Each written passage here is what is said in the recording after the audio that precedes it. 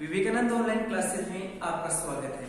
हम कक्षा 10th में सोशल साइंस के अंतर्गत कक्षा 10th में इंडियन ज्योग्राफी में 4 चैप्टर अपने पूरे हुए 4 लेसन। आज 5वां लेसन है, अंतिम लेसन होगा ज्योग्राफी 5 से भी पढ़ रहे हैं और 5वां लेसन है भारत में परिवहन एवं संचार व्यवस्था।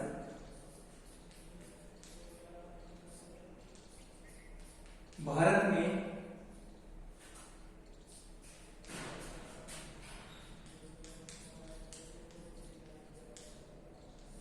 परिवहन एवं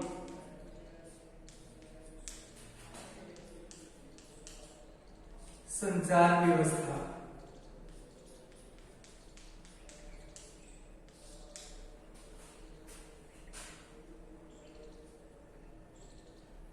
भारत में परिवहन एवं संचार व्यवस्था, यह टॉपिक रखना, यानी transport and communication in India कि transport and communication adjust in India, यानी भारत में परिवहन और संचार व्यवस्था का ये टॉपिक्स पढ़ रहे हैं। किस प्रकार से ट्रांसपोर्ट की व्यवस्था एडजस्ट है और किस प्रकार से संचार यानी कम्युनिकेशन की जो व्यवस्था है, तो यहाँ पर ये टॉपिक होगा।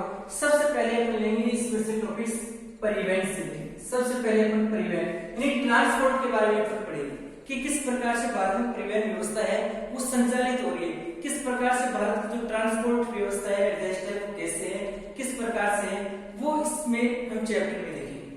तो भारत में परिवहन और संचार व्यवस्था है, तो सबसे पहले हम देखेंगे परिवहन का अर्थ कि परिवहन है क्या।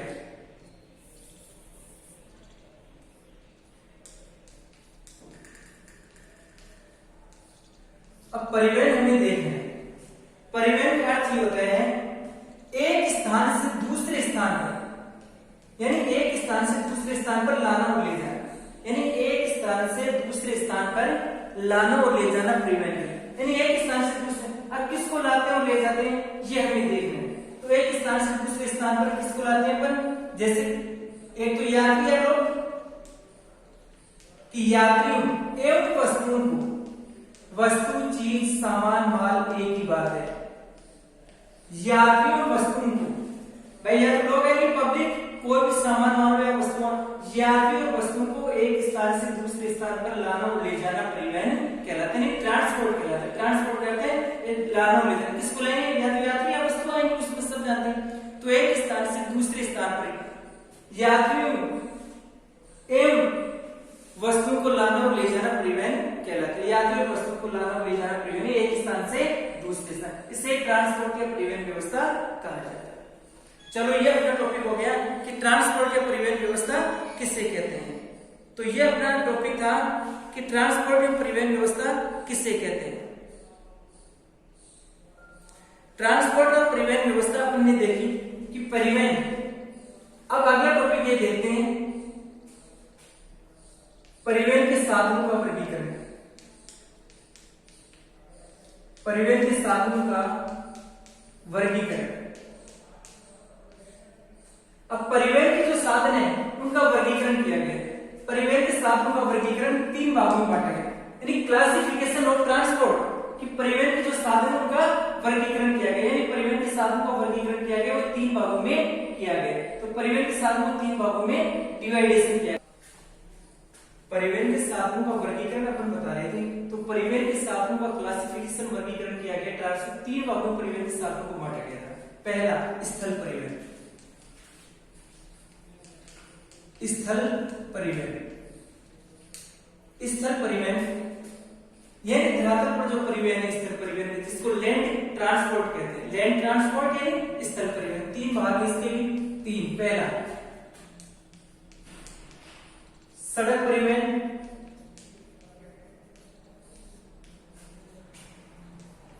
दूसरा रेल परिवहन,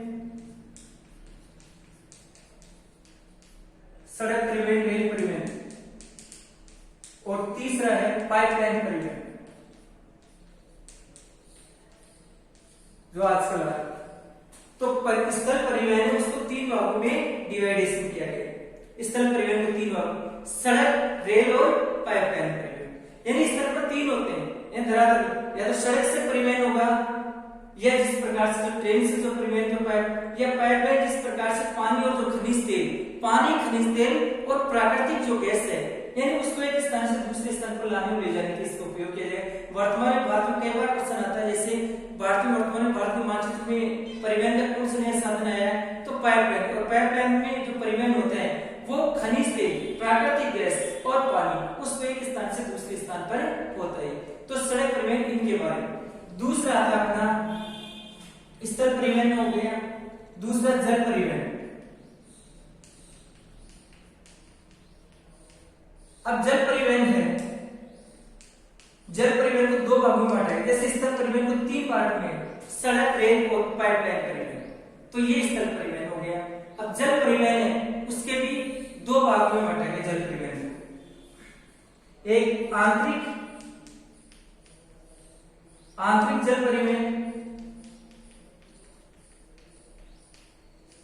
और दूसरा है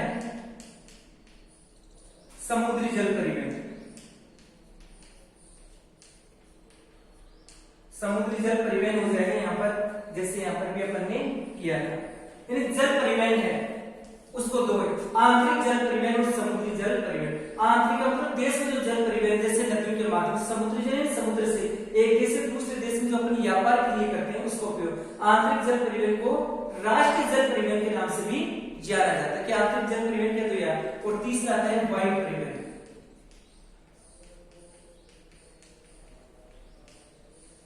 वायु परिवहन यानी एयर ट्रांसपोर्ट, तीसरा दूसरा था जिस प्रकार से वाटर ट्रांसपोर्ट और तीसरा है एयर ट्रांसपोर्ट यानी वायु परिवहन। वायु परिवहन है वो दो भागों में बांटा गया वायु परिवहन। एक होता है घरेलू विमान सेवा, घरेलू विमान सेवा और दूसरा है अंतरराष्ट्रीय विमान सेवा, अंतरराष्ट्रीय विमान सेवा। अब वायु परिवहन दो है, घरेलू विमान सेवा और अंतरराष्ट्रीय। घरेलू राष्ट्रीय विमान सेवा घर के अंदर, जैसे एक शहर से दूसरे शहर में, जैसे जयपुर से दिल्ली, मुंबई से कलकत्ता, ऐसे होती है घरेलू विमान सेवा। अंतरराष्ट्रीय विमान सेवा जैसे एक देश से दूसरे देश में, जैसे मान लो कि चेन्नई से पेरिस है, कि मॉस्को से मुंबई है, या दिल्ली से जिस प्रकार से न्यूयॉर्क है, ऐसे जाते हैं उनको ये कहा जाता है एक शहर से दूसरे, एक देश से दूसरे अंतरराष्ट्रीय। अब घरेलू विमान सेवा है उसको दो भागों में फिर बांट देते हैं। घरेलू विमान सेवा में दो भाग होते हैं, एक होता है सार्वजनिक विमान सेवा, सार्वजनिक विमान सेवा, और दूसरी होती है निजी विमान सेवा, निजी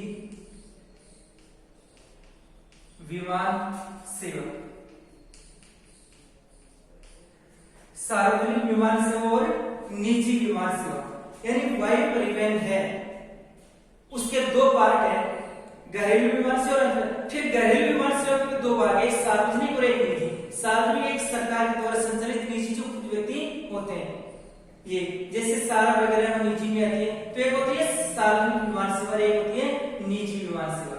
जैसे पहले किंगफिशर थी, सारा थी, ये निजी विमान सेवा में आती है। तो पहले तो परिवहन के साथ में ट्रांसपोर्ट के साधनों का हमने क्लासिफिकेशन किया, वर्गीकरण किया। कई बार क्वेश्चन आता है, एक क्वेश्चन इस प्रकार से होता है कि परिवहन के साधन कितने भागों में बांटा गया है, उनको स्पष्ट कीजिए।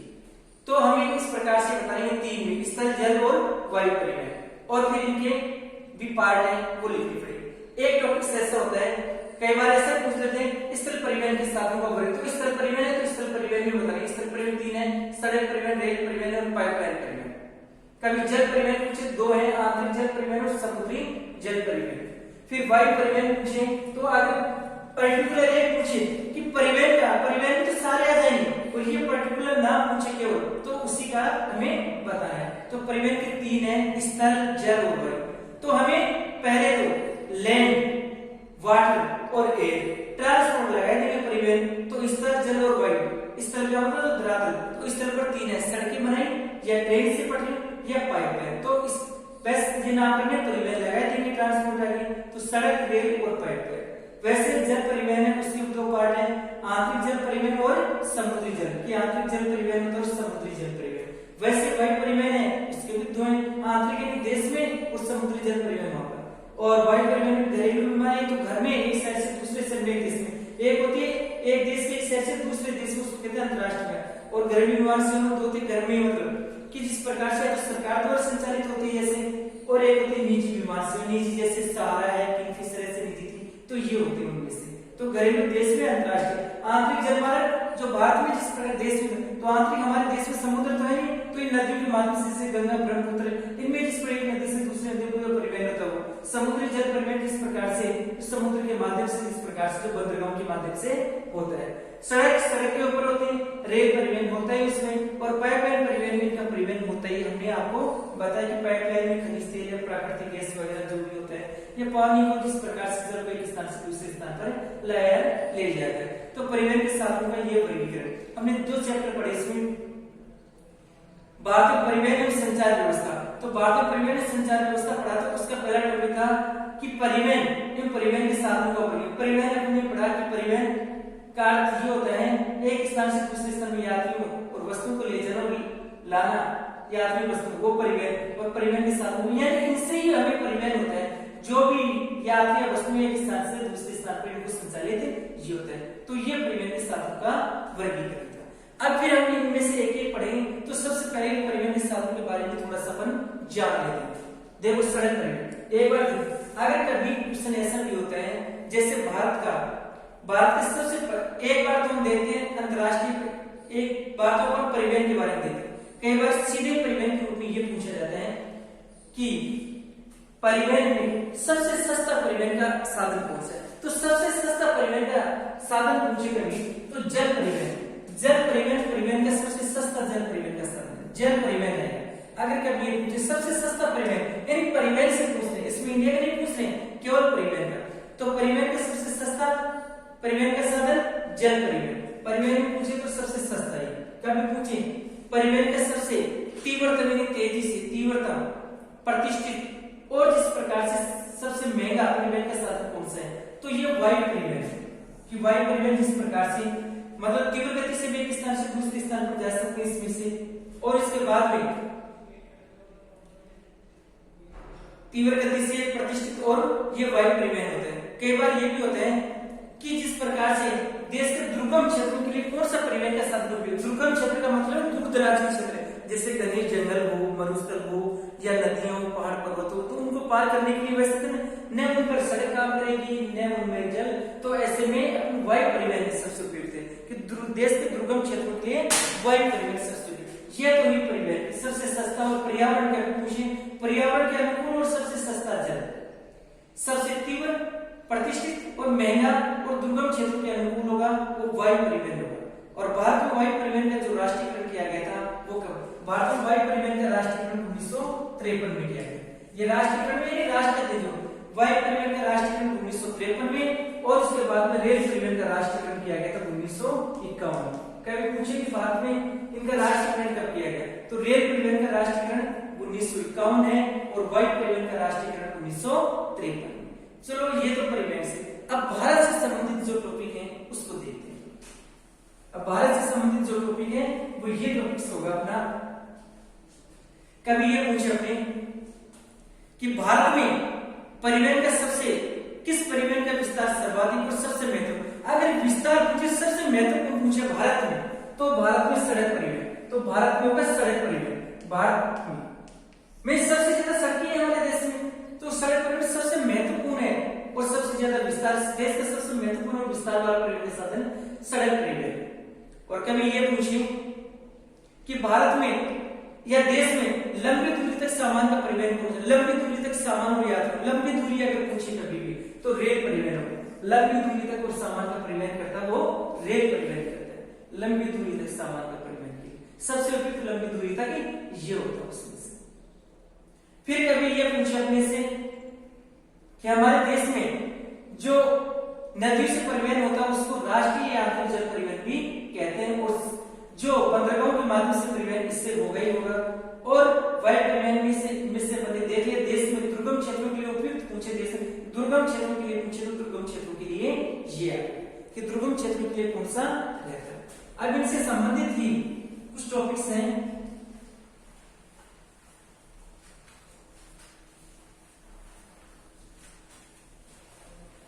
परिवहन के बारे में अपन बात कर रहे हैं तो इन्हीं के संबंधित जो भी अपने टॉपिक हैं वो देखो, इन्हीं से संबंधित।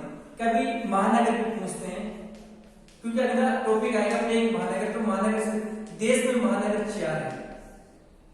महानगर दिल्ली, मुंबई, चेन्नई और कोलकाता। कई बार पूछते हैं कि हमारे देश में महानगर है, मेगा सिटी किसे कहते हैं, क्या बात है, महानगर या मेगा सिटी तो हमारे देश में 4 है, दिल्ली, मुंबई, चेन्नई और कोलकाता। कि भाई देश के 4 महानगरों के नाम बताए तो महानगर हो जाएंगे दिल्ली, मुंबई, चेन्नई, कोलकाता। ये हमें याद रखें। दिल्ली जैसे इंडिया की राजधानी, मुंबई महाराष्ट्र की, चेन्नई तमिलनाडु, कोलकाता पश्चिम बंगाल की, क्योंकि ये मेरे से संबंधित भी टॉपिक होते हैं, इनसे संबंधित भी होगा। क्योंकि हमारे देश में एक टॉपिक है जैसे स्वर्णिम चतुर्भुज महाराज मार्ग, यानी जिस प्रकार से जो 4 को जोड़ता है स्वर्णिम चतुर्भुज महाराज मार्ग। ये स्वर्णिम चतुर्भुज महाराज मार्ग के अंतर्गत इन 4 शहरों को आपस में जोड़ रहा है। इसका मुख्य उद्देश्य ये था इन शहरों के मध्य की दूरी और समय को कम करना था। तो स्वर्णिम चतुर्भुज के अंतर्गत कितने शहरों को जोड़ा गया था, ये 4 शहर हैं। तो इसके अंतर्गत इन्हीं को जोड़ा गया था और ये अपने पास में 4 शहर हैं। तो ये इनसे संबंधित था। अब परिवहन से संबंधित अपन कुछ ऐसे टॉपिक्स लेते हैं, फिर अपन लेंगे सड़क परिवहन को बाद में। पहले परिवहन के बारे में अपन जान लें, जैसे सड़क परिवहन सड़कों के माध्यम से इनसे होता है। स्वर्णिम चतुर्भुज, प्रधानमंत्री ग्राम सड़क परियोजना वगैरह जैसे 2000 में शुरू की गई थी। इसके अलावा सीमा सड़क संगठन की स्थापना 1960 में की गई थी। कई बार जैसे सड़कों से सड़क परिवहन से संबंधित जो सन वगैरह देखते हैं, प्रधानमंत्री ग्राम सड़क परियोजना,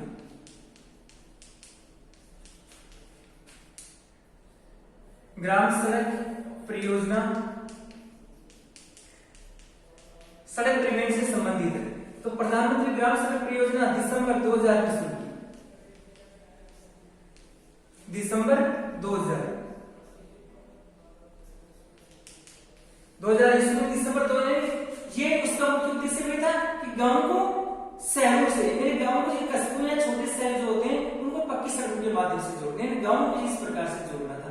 ये इसका उद्देश्य था। इसलिए सीमा सड़क संगठन के मतलब देश के सीमावर्ती क्षेत्र में जो सड़कें बनाई जाती हैं, सीमा सड़क संगठन की स्थापना की गई थी। सीमा सड़क संगठन की स्थापना, तो सीमा सड़क संगठन की जो स्थापना हुई थी वो हुई थी 1960 में। सीमा सड़क संगठन सीमा पर जो देश, अब कई बार आता है कि सामरिक महत्व की सड़कें, सीमांत सड़कें किसे कहते हैं, सीमांत यानी देश की सीमावर्ती क्षेत्र में बनाई गई सामरिक महत्व की सड़कें। सीमांत सड़कें देश की जैसे सीमा लगती है अंतरराष्ट्रीय, जैसे हमारे देश की पाकिस्तान के साथ में, चीन के साथ में, नेपाल के साथ में, ऐसे जो देश होते हैं तो उनके साथ में जो सीमाएं लगती हैं तो वहां पर किस प्रकार से बनाए, तो देश के सीमावर्ती क्षेत्र में सामरिक महत्व की जो सड़कें उसकी सीमा है, और इसकी स्थापना की थी 1960 में। और ये सड़कें बनाते हैं सीमा सड़क संगठन के द्वारा बनाए जाते हैं। देश की सामरिक महत्व, कई बार इनका महत्व भी आता है, तो ये आप उसमें से देखते हैं। प्रधानमंत्री ये हो गया, उसमें से देश के 4 प्रमुख महानगर हो गए, और इनमें से राष्ट्र जो भी राजमार्ग वगैरह होती है। ये अपने सड़क परिवहन से संबंधित जितने भी। फिर रेल परिवहन से संबंधित होता है कि भारत में लंबी दूरी तक सामान का परिवहन करता है रेल परिवहन की, लंबी दूरी तक, और उसमें से भारत रेलवे की स्थापना जिस प्रकार से 1853 में की गई थी, जो मुंबई से थाने के मध्य चलाई गई। 1853 में मुंबई से थाने के मध्य, 1853 कि मुंबई से थाने के बीच में चलाई गई थी। अब उसमें से जिस प्रकार से जो भारत में ट्रेनें वगैरह चल रही हैं, रेल परिवहन है कि रेल परिवहन जो मुख्य रूप से समतल मैदानी क्षेत्रों के लिए जो सबसे उपयोगी माना जाता है। इसकी समस्याएं भी होती हैं, जैसे अधिकांश यात्री बिना टिकट यात्रा कर लेते हैं, तोड़फोड़ वगैरह, ये ऐसी समस्याएं होती हैं, मतलब इनमें से चोरी वगैरह करना उनके सामान के लिए। तो ये रेल परिवहन से संबंधित है जो अपने टॉपिक्स थे। और जब ये पूछे परिवहन का सबसे सस्ता साधन कौन सा है, ये तो वो था अपना जल परिवहन। परिवहन का सबसे सस्ता साधन जल परिवहन, कि जल परिवहन में क्यों है, यहाँ पर भी सिर्फ कुछ भी नहीं, हमें ये कि परिवहन का सबसे सस्ता साधन जल परिवहन है, क्योंकि वो उसमें परिवहन मार्गों का निर्माण नहीं करता है। यानी जल परिवहन जो समुद्र उसी में चलते हैं वो, तो हमें वहां पर परिवहन मार्गों का निर्माण नहीं करना पड़ता है जल परिवहन। तो जल परिवहन में ये होते हैं, उनके महत्व वगैरह चलते हैं इनकी। जल परिवहन में वही था। उसके बाद में पाइपलाइन परिवहन में किसका परिवहन होता है, ये आपको सबसे पहले परिवहन के बारे में शॉर्ट रूप में हमें जानकारी मुझे परिवहन उनका वर्गीकरण अपन देख रहे हैं और उनके शॉर्ट रूप में उनकी जानकारी दे रहे हैं। फिर पाइपलाइन परिवहन मुख्य रूप से जैसे खनिज तेल, प्राकृतिक गैस और उसके बाद में जो भी पानी है उसको एक स्थान से दूसरे स्थान पर लाया जाता है। इसके अलावा प्राकृतिक गैसों को जिस प्रकार से उद्योगों तक जिस प्रकार से ले जाया जाता है, खनिज तेल को रिफाइनरी तक पहुंचाने में इसका यूज किया जाता है। ये टॉपिक पहले भी आ चुका है कि पाइपलाइन परिवहन की उपयोगिता वगैरह बताइए। पाइपलाइन परिवहन में जिस प्रकार से मिले तो एक बार बिछाने का खर्चा बहुत कम आता है उसको, तो ये उसमें से पाइपलाइन। फिर रेल परिवहन के बारे में हमने देखा कि रेलवे में किस प्रकार से कैसे होती है, और रेल परिवहन में जिस प्रकार से आजकल रेल भाड़ा कॉरिडोर परियोजना में चलाई गई मालगाड़ी को पृथक संघ की मालगाड़ियां अलग से चली, यानी उस ट्रैक पर न चल के दूसरी ट्रैक पर चले ताकि जिस प्रकार दिक्कत है तो उसको माल भाड़ा कॉरिडोर परियोजना भी कहते हैं। इन मालगाड़ियों को पृथक संचालन की व्यवस्था की जा रही जो दिल्ली से मुंबई के बीच में की जाएगी। तो यहाँ पर यह था अपने। उसके बाद में हमने पढ़ा कि समुद्री ये हो गया। फिर वायु परिवहन, और फिर वायु परिवहन में हमने पढ़ा वायु परिवहन का राष्ट्रीयकरण 1953 में। कई बार पूछा जाता है वायु परिवहन का राष्ट्रीयकरण कब किया गया, 1953 में किया गया था वायु परिवहन का राष्ट्रीयकरण। और रेल परिवहन का राष्ट्रीयकरण किया गया था, वो किया गया था 1951 में। राष्ट्रीय रेल परिवहन का ये और वायु परिवहन का प्रबंधन दो निगम करती है। एक होती है एयर इंडिया, एयर इंडिया वायु परिवहन का प्रबंधन एयर इंडिया एक, दूसरी इंडियन एयरलाइंस, इंडियन एयरलाइंस। ये यानी वायु परिवहन का राष्ट्रीय 1953 में ये करती है। एयर इंडिया कि जिस प्रकार से एक देश से दूसरे देश में जिस प्रकार से वायु सेवाओं को संचालित किया, एक देश से दूसरे देश में, एयर इंडिया देश में एक देश से दूसरे, इंडियन एयरलाइंस से घरेलू विमान सेवाओं को संचालित करते हैं। और वायु परिवहन जिस प्रकार से देश में कभी पूछे कि देश में दुर्गम क्षेत्रों के लिए पहाड़ियां भारत में उत्तरी पूर्वी जैसे राज्य होते हैं, उन्हें परिवहन का सबसे उपयुक्त साधन कि जिस प्रकार से वायु परिवहन सबसे उपयुक्त माना जाता है उनमें से जो भी होते हैं। अब उसके बाद में परिवहन का हुई। अब संचार व्यवस्था के बारे में भी शॉर्ट में थोड़ा सा जानते हैं और फिर अपने लेसन शुरू करें। तो अपने ये इनके बारे में पढ़ा, फिर इनमें से एक एक टॉपिक सफल लेते चले जाए। सबसे पहले संचार। अब संचार का अर्थ लेते हैं कि संचार का अर्थ क्या है। संचार है सूचना, यानी संचार का अर्थ होता है कि सूचनाओं संदेशों की सूचनाओं संदेशों विचारों या अपने भावनाओं कि अपनी जो भी सूचनाएं संदेश से विचार या भावनाएं हैं उनको जिस प्रकार से एक स्थान से दूसरे स्थान पर पहुंचाना ही संचार व्यवस्था कहलाती है, यानी कम्युनिकेशन कहलाती है। कई बार पूछते हैं कि कम्युनिकेशन व्यवस्था क्या है। सूचनाओं विचारों संदेशों भावनाओं को एक स्थान से दूसरे स्थान पर पहुंचाना नहीं संचार व्यवस्था या जिस प्रकार से कम्युनिकेशन व्यवस्था कहलाती है। संचार किससे कहते हैं। अब संचार के साधन देखिए कैसे अपने होते हैं। तो संचार के साधन जिस प्रकार से जैसे कि हम तक जो संचार के साधन जैसे मान लो टीवी, मोबाइल, टेलीफोन है, इंटरनेट है, ईमेल है,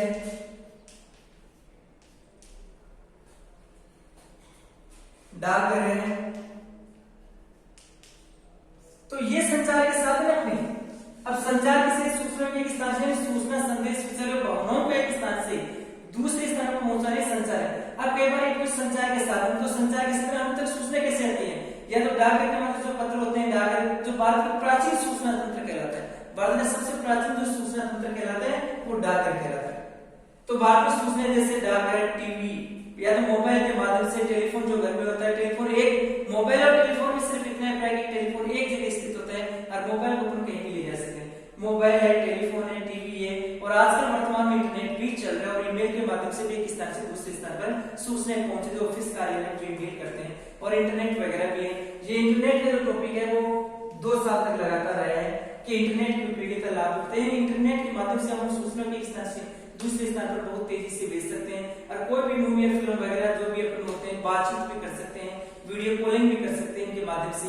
आता है कई बार कि वीडियो अपन बातचीत करते हैं आराम से। वीडियो कॉलिंग वो होती है जिसमें अपन बात करेंगे तो तस्वीर भी नजर आए कि वीडियो कॉलिंग है तो सबसे अच्छी जो संचार व्यवस्था करा। तो अगर वीडियो कॉलिंग है तो पूछे कभी भी तो वो इंटरनेट आएगा, अगर व्यवस्था पूछे साधन पूछे इंटरनेट मतलब वीडियो कॉलिंग के लिए सबसे तब मोबाइल आएगा साधन, और व्यवस्था पूछे इंटरनेट ये व्यवस्था ही पूछे कि वीडियो कॉलिंग है तो ईमेल का पूरा नाम होता है इलेक्ट्रॉनिक मेल।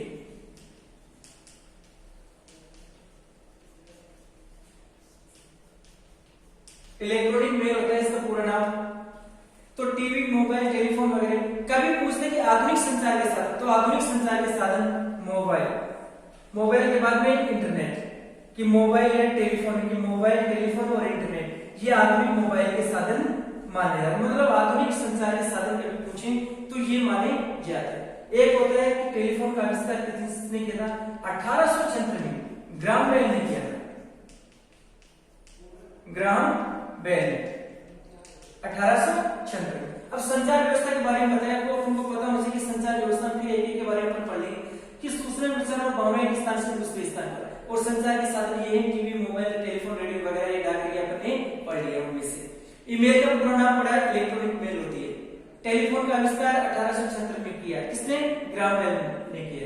आधुनिक संचार के साधन पूछे तब मोबाइल, टेलीफोन, इंटरनेट वगैरह बताएं। कभी ये पूछ सकते हैं कि इंटरनेट की उपयोगिता ये लगातार 2018 और 19 में ये क्वेश्चन आया हुआ लगातार कि 2018 और 19 में इंटरनेट की जो उपयोगिता, ये दो पॉइंट्स पूछते हैं आराम से। इनमें से इंटरनेट के बारे में आप लोग बता देंगे कि किस प्रकार से होती है कि ये मतलब कोई भी देश विदेश में घटना घटित होती है उसकी सूचना में तुरंत इंटरनेट से प्राप्त कर सकते हैं, और इंटरनेट के माध्यम से किस प्रकार से अपन चलचित्र, मूवी वगैरह जो भी होती है वो भी ले सकते हैं, और पल भर में हमें इंटरनेट के माध्यम से, ईमेल के माध्यम कोई भी सूचना मिल सकती है। तो ये उसकी उपयोगिता, और इंटरनेट के माध्यम से किस प्रकार से कि कोई भी घटना वगैरह होती है ये सारी सूचनाएं वगैरह हमें तुरंत मिलती है।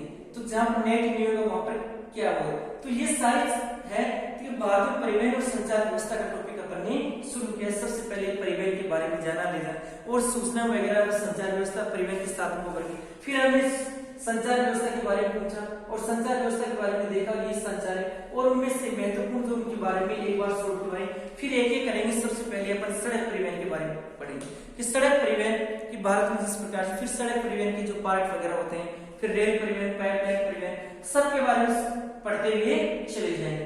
तो ये है भारतीय परिवहन और संचार व्यवस्था।